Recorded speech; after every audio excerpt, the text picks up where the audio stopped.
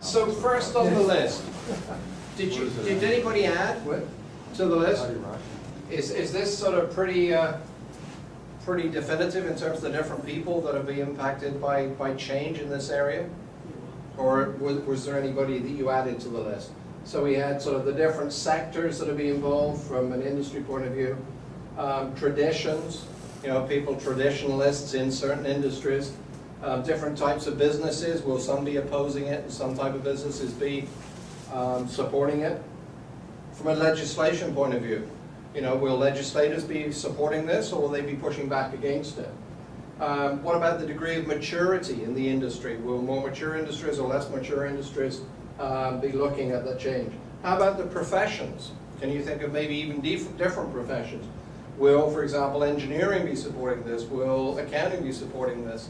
How about others? As I said, you maybe add to the list. So did anybody add anything to the list? No? So you just, sorry? I think generational. Ah, okay, yeah, we can add generational on here. Maybe we could put that there, out of that. But so that certainly would be different people, some with vested interests, some with not. Okay. So what do you think pulls and pushes here? Any thoughts on that? Did any of you talk about which ones are?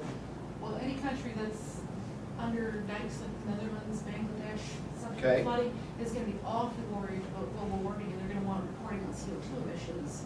They'll be pushing for more stringent legislation and reporting. Right, so the countries where the scientific studies have shown that if the sea levels of oceans increases with the melting of the polar ice cap as a result of this, that half of their country is going to be flooded, they're certainly going to be, number one, they've probably bought into the science, and number two, they're saying, we need disclosure on this, we need to do something about I this. would think so. Okay. It raises an interesting question because I would suggest to you that also environmentally that might point the reason why in Europe, in a lot of cases, they're ahead of some of this stuff as to where we are, because in Europe they're very short of space. So the idea of trucking your garbage to a great big open pit somewhere and just pushing it in, they're running out of places to do that. So there was sort of an imperative nationally to find an alternative because they didn't have the luxury of doing that we do, because we got lots of space. Just find another old mine site and throw the stuff in. Okay, yeah. Well, a good example of forestry analysis that will be developing is in the north, the polar region, where it's changing environmentally, and obviously there's damage being done to the environment there because the change of temperatures rising, especially for the animals, the sustainability of the Inuit population, but then there's incredible opening up of resources.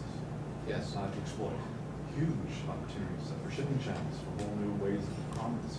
Yeah, so if you look at the peoples, the indigenous peoples of the north, because their whole lifestyle has been built around sustainability from hunting, fishing, everything else, based on the environmental conditions as they were, you're saying they're really concerned about pushing back. Whereas corporations that are involved in mining or something are saying, well, we can open up the whole area. Oil and gas, that's why the Russians planted that flag on the Arctic, for the Arctic Ocean. Right. They're trying to establish a claim to potential reserves.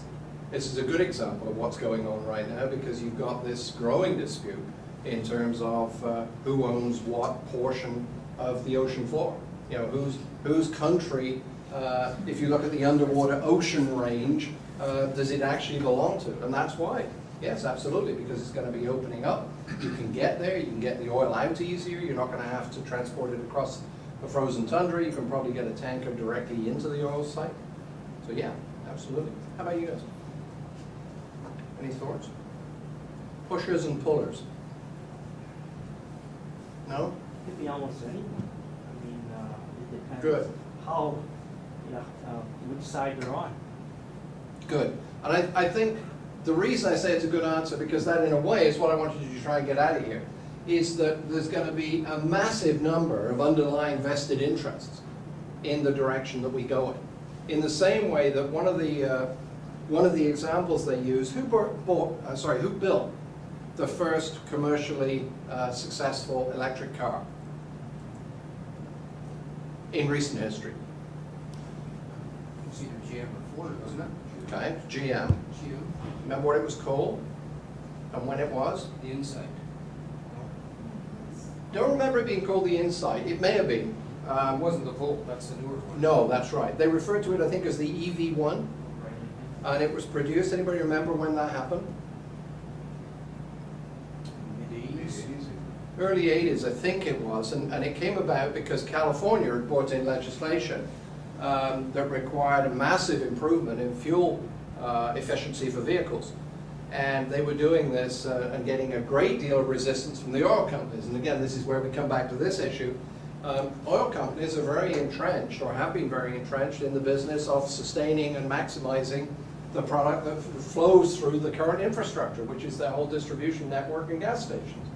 So the rumor has it, and I mean we can't prove this, but the rumor has it that what killed the EV1 was the fact that legislators were impacted very heavily by the lobbyists in Washington, and what they were able to do was then put a lot of pressure on California.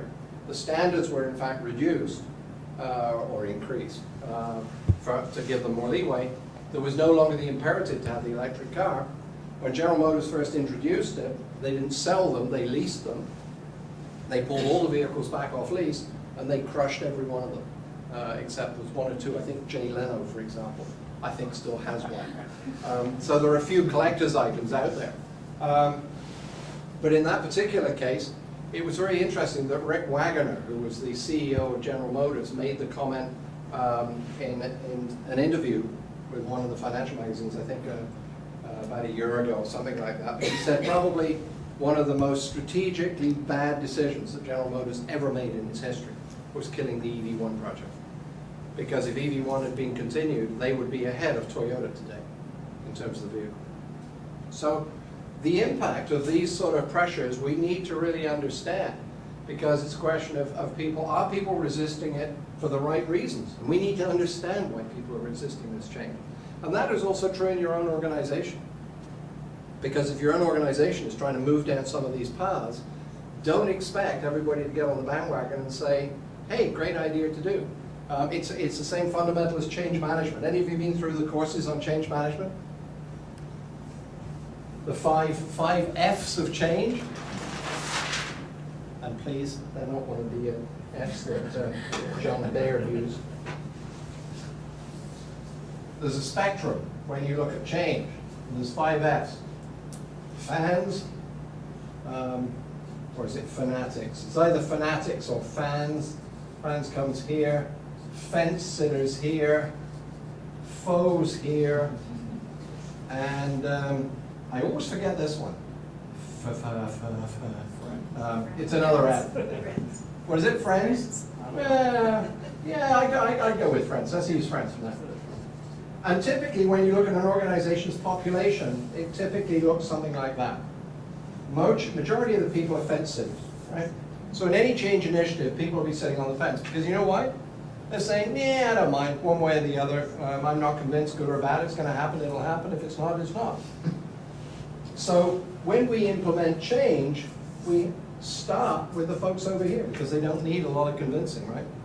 Because they're already on board. They say, absolutely, right thing to do. So we start with our champions, and maybe in your example, was it UBC? Yes. UBC. Maybe with UBC, it's a case that the food services group is a bunch of champions. They're saying, wow, this is the great thing to do. It doesn't matter if corporate wants to do it, we're going to do it, right? So you start with a bunch of fanatics. And who do they convince? They convince the fans.